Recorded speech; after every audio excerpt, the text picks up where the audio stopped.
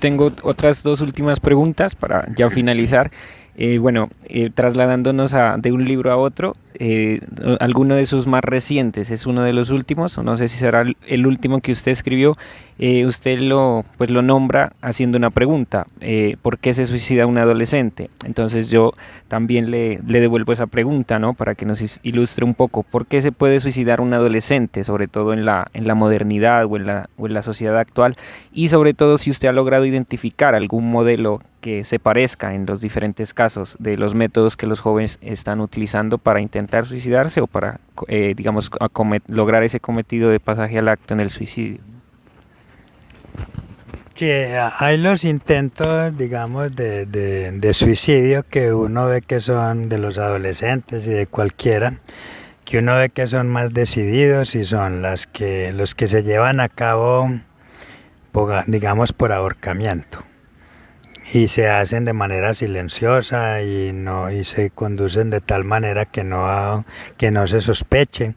Esos suicidios por ahorcamiento generalmente pues son planeados. Es decir, hay suicidios que son planeados, que son organizados y que se espera el momento oportuno. Ese tipo de suicidios generalmente son letales, generalmente no se falla en ellos. Y hay otros intentos de suicidio que no son tan planeados y cuyo objetivo no es realmente la muerte, como son, por ejemplo, los cortes en las manos, este tipo de cosas. Puede que se les vaya la mano, pero ahí el intento no es de suicidio. O cuando se consumen un poco varias cantidad de medicamentos psiquiátricos que hay, o de medicamentos para la depresión, para la ansiedad, y se los toman todos de una vez. Generalmente esos intentos de suicidio tampoco llegan a la muerte. Y muchas otras maneras en donde hay un cálculo inconsciente para no morir.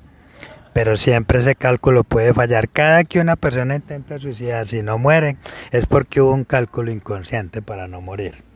Pero los suicidios, por ejemplo, que los intentos de suicidio sin retorno y que son muy comunes, es cuando se elige un lugar para lanzarse. Esos suicidios son absolutamente decididos y ahí no hay retorno. Y todavía los ahorcamientos muchos se salvan porque los logran ver y bajarlos.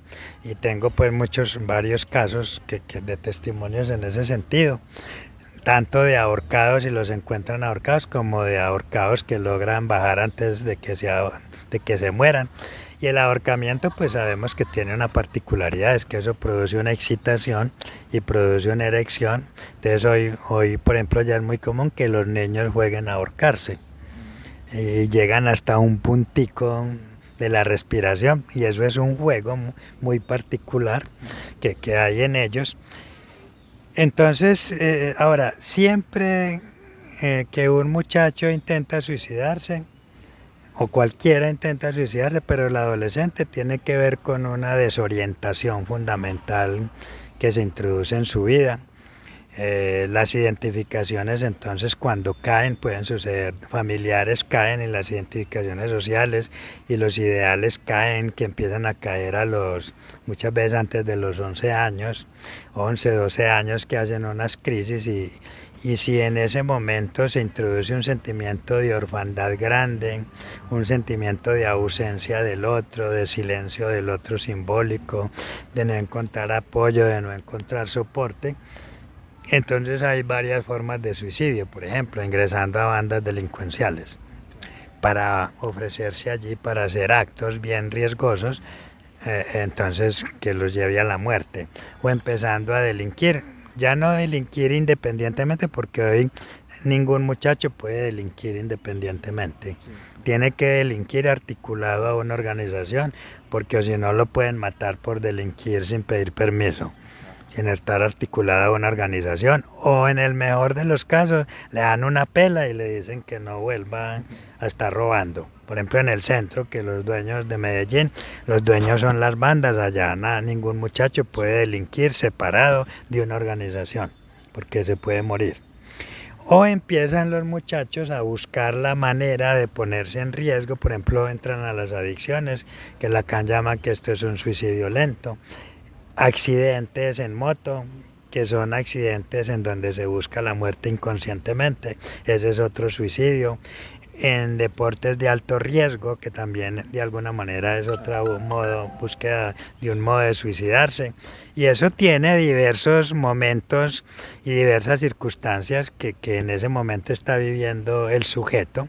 Pero cuando hay un intento y un suicidio así, siempre es porque hay un sentimiento de desorientación, de caída, de desamparo, de descontento con el mundo, de descontento con el otro, de no sentirse autorizado, de tener una gran incertidumbre con el futuro, de no saber para dónde se va, de no encontrarse apoyado por nada, por más que en lo real esté apoyado, no sentirse apoyado. Entonces estos significantes que tienen que ver con la caída, que es la caída del otro, pero también la caída como objeto, como desecho, siempre están presentes en el discurso del que intenta suicidarse o de aquel en el que aparecen ideas suicidas o en lo que deja escrito el que se suicidó, ¿no? Listo, finalmente también relacionado al tema, ¿cuál podría ser un camino en terapia o en clínica, sobre todo psicoanalítica? Yo diría no tanto de prevención absoluta, sino más bien como de manejo o contención en un paciente o incluso para un familiar, si está escuchando, que pueda manejar ese caso de algún hijo o algún padre con ideación suicida o con ya haber realizado intentos suicidas, como ese camino para manejar esa pulsión de muerte, digamos. Siempre aparece un sentimiento de soledad, un sentimiento de desamparo, un sentimiento de no ser escuchado. Y no ser escuchado es en el sentido como que el otro, por más que quiere escuchar, no captura lo que se le quiere transmitir. Entonces, realmente cuando viene un muchacho de estos que lo traen los padres y acepta venir y ya tuvo 1 o 2 intentos de suicidio o ideas suicidas, es sobre todo transmitirle al joven o a la joven que hay un lugar para alojarse, como un lugar simbólico de alojamiento, en donde efectivamente él tenga el sentimiento de que es escuchado como joven, de una manera particular y de alguna manera comprendido. Hay muchachos, adolescentes, que a mí me han dicho, es que yo siento que usted sí me comprende. Es decir, que uno se tiene que despojar, exacto, como un indicador, uno tiene que despojarse como de todo lo que uno como adulto tiene para poder dejarse enseñar del joven en relación a ese sentimiento, digamos, de tedio, de desgano, de no saber para qué se está aquí, ni para dónde se va y qué sentido tiene la vida y esta existencia para qué.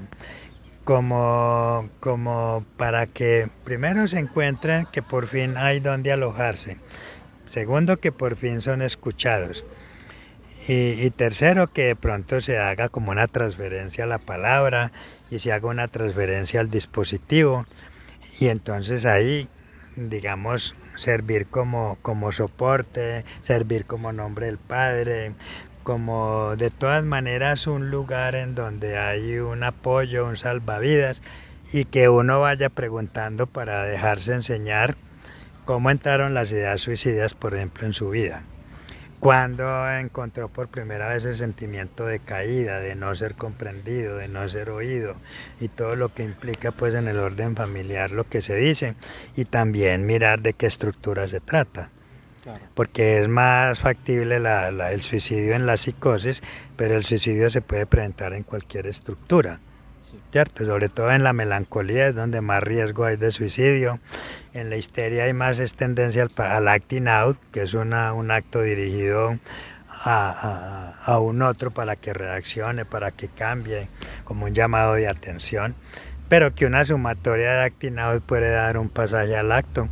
Y está el empuje al pasaje al acto del lado de la melancolía, del lado de la psicosis, sobre todo la psicosis paranoica y del lado de la neurosis obsesiva, pero el neurótico obsesivo tiene muchas herramientas de protección y de defensa y muchos rituales, entonces es menos factible que haya un suicidio del lado de la obsesión. Freud incluso llega a decir que un obsesivo nunca se suicida, pero con el correr del tiempo uno se da cuenta que sí, que hay suicidios que hay obsesivos que se suicidan.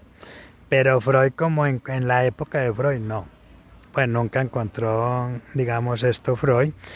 en lo poquito, no mucho que habla del suicidio, porque el único texto que él le dedica al suicidio se llama Consideraciones sobre el simposio sobre el suicidio, que es media paginita.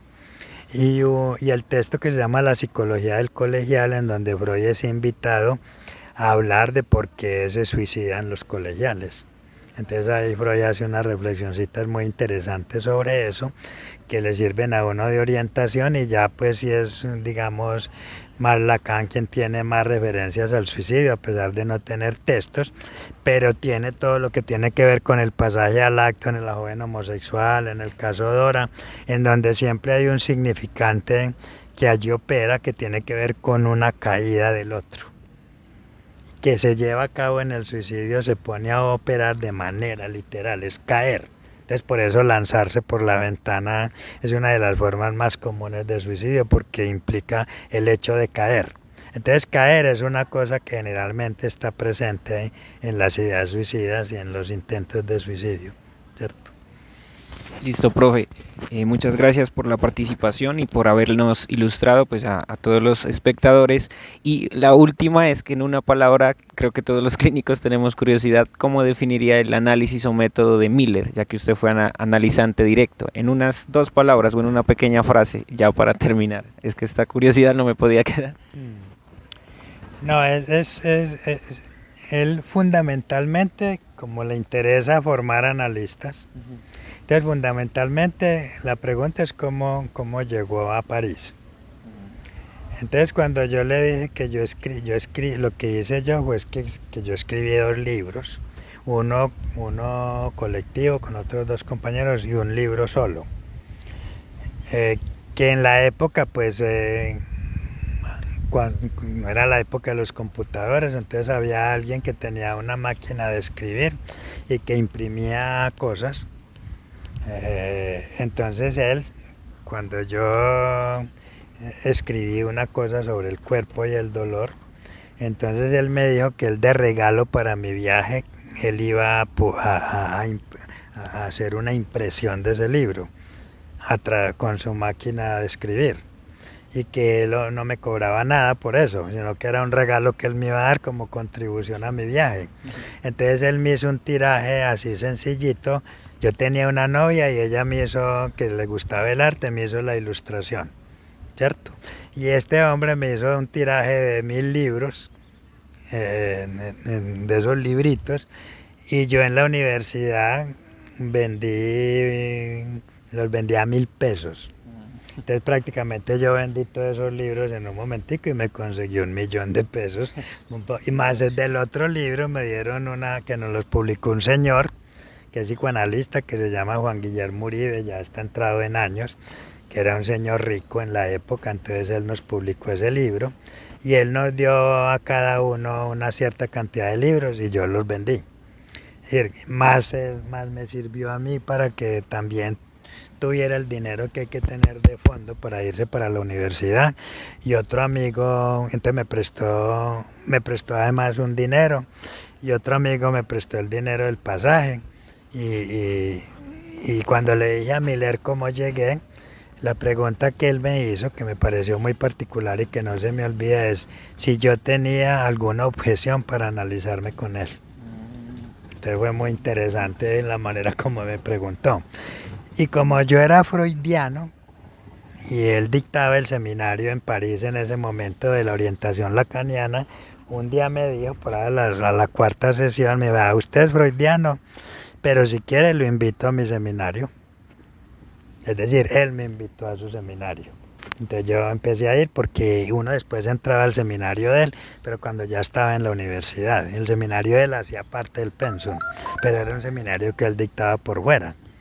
Pero como él era el profesor de la universidad, entonces él dictaba ese seminario afuera y nos lo ponían como una de las materias que debíamos ver. Y obviamente ahí no presentaba uno examen, nada, sino que uno asistía al seminario de él, que era abierto.